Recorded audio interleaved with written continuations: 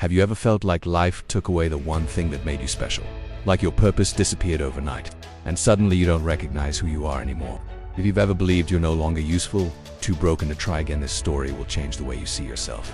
Because sometimes it takes losing everything to discover what truly matters. In a quiet corner of the city stood a shop where time once danced to the hands of a master. Every tick, every chime was a testament to perfection crafted by a man whose life revolved around precision. But when fate struck and shattered those gifted hands, silence fell. This is the story of a clockmaker who believed he had lost his purpose, until a stranger knocked on his door and reminded him that even broken things can bring life back to the world. Time had always been measured in the steady rhythm of ticking gears, but for Elias, time had come to a stop. Once known as the finest clockmaker in his city, his hands were gifted with impossible precision. Able to restore life to even the oldest and most delicate mechanisms, people traveled miles for his craftsmanship, and his shop was filled with warm light, soft music, and the faithful symphony of clocks in perfect harmony. But everything changed the day the accident shattered the silence.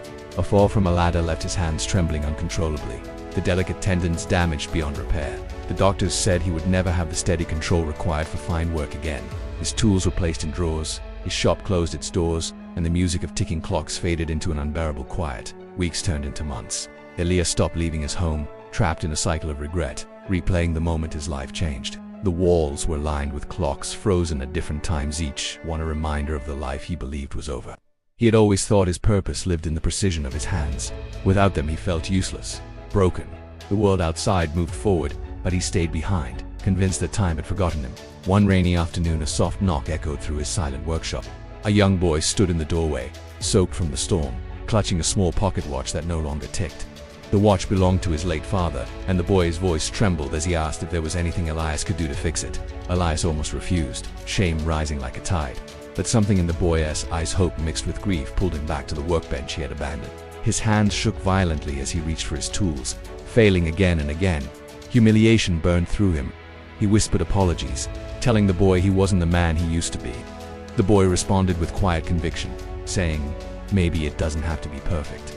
Maybe it just needs someone who cares enough to try." Those words cut through the darkness Elias had carried for so long. He took a slow, steady breath and realized that perfection had never truly made his work meaningful of it. He began again, moving carefully, not fighting the tremor but working with it. Hours passed, gears turning beneath trembling fingers.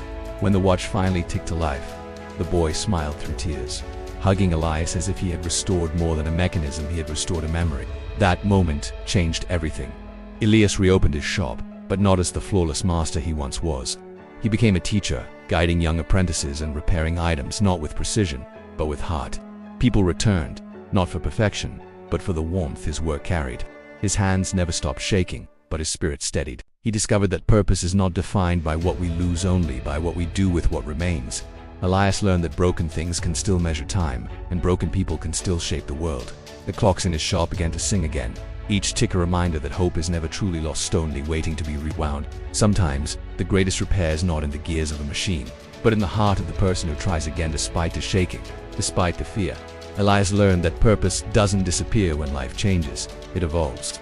And like a clock rewound after years of stillness, hope can start ticking again the moment we choose to continue, not perfectly, but bravely.